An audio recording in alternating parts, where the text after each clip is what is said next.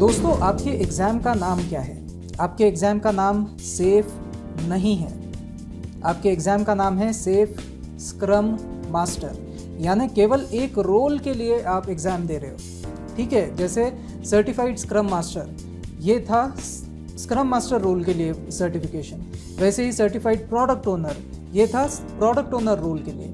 वैसे ही हम एग्ज़ाम कौन सी देख रहे हैं? Safe scrum master. ओके, तो इसका फॉर्मेट क्या है? आपको 45 क्वेश्चंस जो कि MCQ टाइप में आते हैं, जिसमें कुछ क्वेश्चन ऐसे हो सकते हैं जिनमें आपको केवल एक पर्याय चुनना है, कुछ ऐसे हो सकते हैं जिनमें 2 पर्याय चुनने हैं, कुछ ऐसे भी हो सकते हैं जिनमें 3 पर्याय आपको चुनने हैं। ठीक है, लेकिन सभी के सभी मल्टीपल चॉइस क्वेश्चंस ही होंगे। ओके, तो ऐसे 45 क्वेश्चंस आपको पूछे जाएंगे। 1.5 आवर्स के लिए ये एग्ज़ाम चलती है।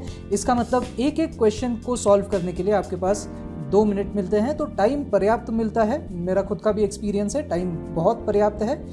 और मैंने जब एग्ज़ाम दी थी तब मेरे केवल 3 क्वेश्चंस गलत हुए थे, लेकिन इसके लिए मैंने मेहनत 1.5 महीना किया था। ठीक है, तो अगर आप मेहनत 1.5 महीना करोगे, ठीक से मेहनत करोगे, तो आप ये एग्ज़ाम जल्दी से क्लियर कर पाओगे।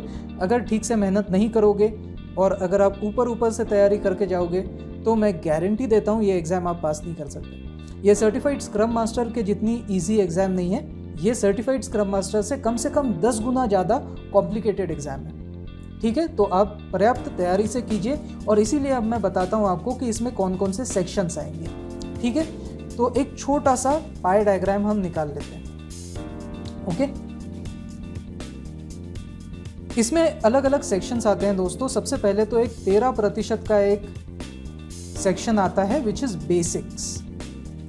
बेसिक्स का क्या मतलब है कि ये जो भी सेफ है इसके क्या क्या बेसिक्स हैं, माने इसका क्या बेसिक आते हैं, अब मैं बताता हूँ आपको। सबसे पहले तो एक छोटा सा एक डायग्राम आता है इसमें, मैं यहीं पे ड्रॉ कर लेता हूँ। देखिए, हमेशा इसका डॉक्यूमेंटेशन अगर आप देखेंगे तो सबसे पहले ये लोग बताते हैं कि what is essential safe, then what is large solution safe, and then what is portfolio safe. और अगर ये तीनों लेयर्स हैं तो इन तीनों को एक साथ कहा जाता है फुल सेफ। ठीक है, तो ये एक इस डायग्राम के ऊपर थोड़े क्वेश्चंस आ सकते हैं कि what is essential safe, what is large solution safe, what is portfolio safe, what is full safe. ठीक है, फिर इसमें आप देखेंगे, इसी डायग्राम में आप देखेंगे कि ऐसे 7 कंपिटेंसीज हैं, 6 इधर और 1 इधर।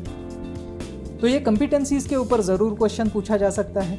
ओके, और हर एक कंपिटेंसी में 3 डायमेंशंस होते हैं। तो टोटल डायमेंशन कितने हुए? 7 × 3 यानी 21 डायमेंशंस। तो इसके ऊपर पूछा जा सकता है, ज़्यादा इंपॉर्टेंट नहीं है, लेकिन आपको कम से कम पता होना चाहिए।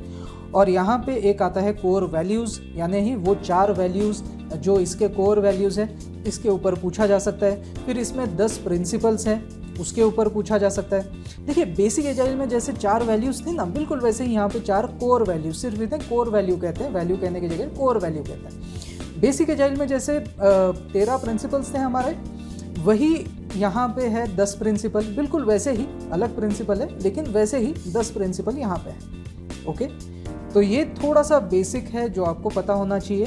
ठीक है, तो ये डायग्राम आपको थोड़ा सा देखना पड़ेगा। इसके अलावा क्या पूछेंगे? इसके अलावा इस बेसिक में आपको पूछेंगे कि what are the various roles, बहुत इंपॉर्टेंट है, what are the various events and what are the various organisations, you can say. जैसे आर्ट क्या है, तो आर्ट का मतलब है एजाइल रिलीज ट्रेन, तो ये क्या होता है, इसके ऊपर हो सकता है कि आपको क्वेश्चंस आए।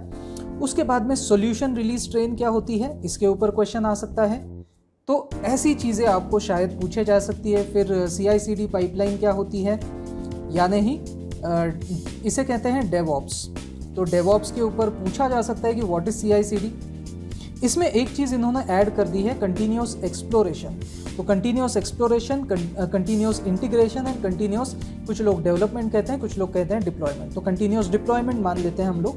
तो ये 3 चीज़ें आती हैं डेवऑप्स में।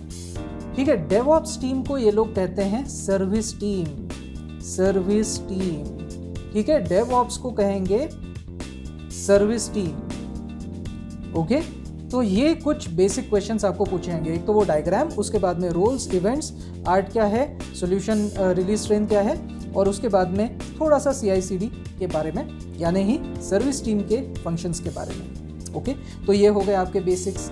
उसके बाद में पाई डायग्राम दोबारा बना लेता हूँ। ये देखिए 38% यानी जस्ट 50% से 1% ज़्यादा हो गया, इसलिए मैं थोड़ा सा ऐसा निकाल रहा हूँ। ठीक है, 38% आपको पूछा जाएगा स्क्रम मास्टर के क्या रोल्स हैं, है ना। यानी आपने अभी जो देखा कि ये एग्जाम किसके लिए है, सेफ स्क्रम मास्टर के लिए है, तो आपके स्क्रम मास्टर के क्या रोल्स एंड रिस्पॉन्सिबिलिटीज़ हैं, ये सबसे ज़्यादा पूछे जाएंगे आपको।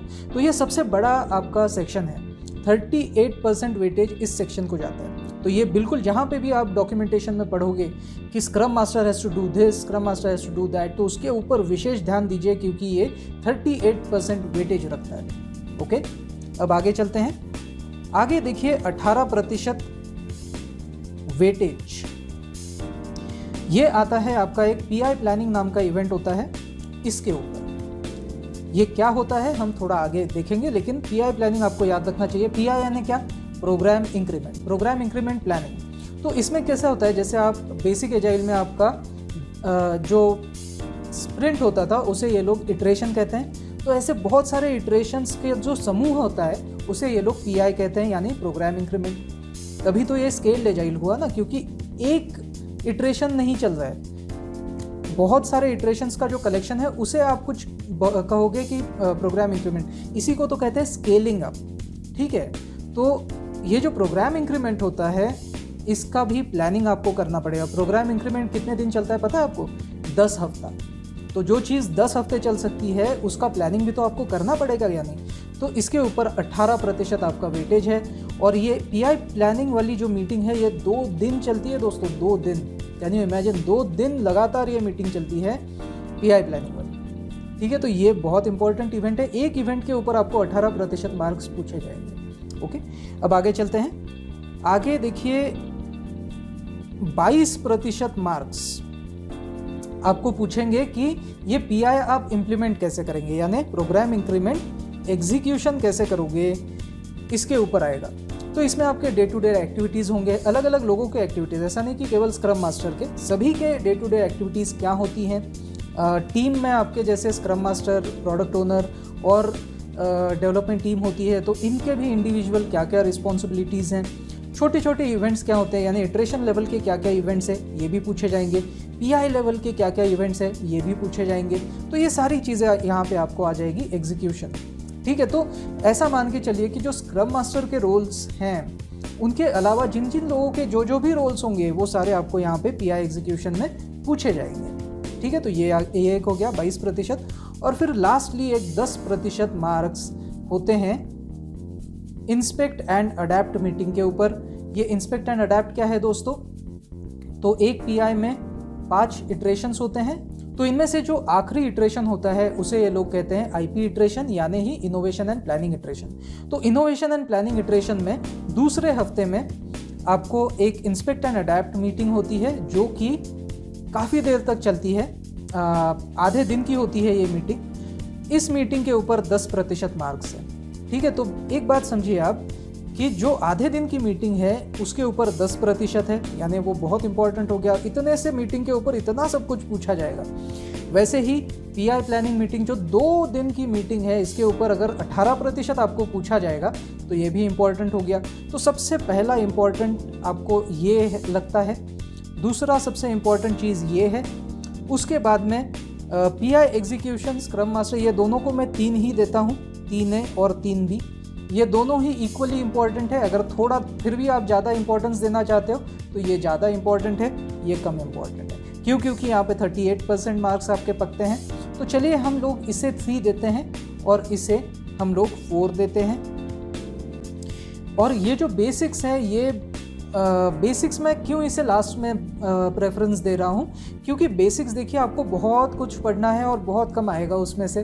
तो उससे तो बेटर है कि जो बिल्कुल कैश है आपके पास, थोड़ा सा आधे दिन का मीटिंग अगर आप पढ़ लोगे तो 10% मार्क्स पक्के हो जाएंगे। तो इसको मैंने इंपॉर्टेंस ज़्यादा दिया है। आप भी ऐसा ही कीजिए।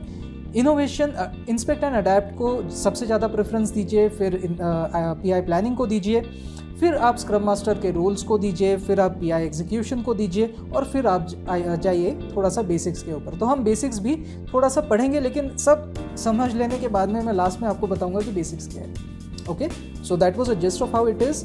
अभी हम शुरू करते हैं। सबसे पहले मैं आपको बेसिक्स बताऊंगा कि कैसे आप एग्जीक्यूशन नॉलेज आपके पास आना चाहिए। ठीक है, एग्जाम आप दे चाहे ना दे, इंटरव्यू आप दे चाहे ना दे, लेकिन अगर आप प्रोजेक्ट में ऑलरेडी काम कर रहे हो तो प्रोजेक्ट में day in and day out आप क्या काम करते हो, इसके ऊपर ज़रा देखते हैं।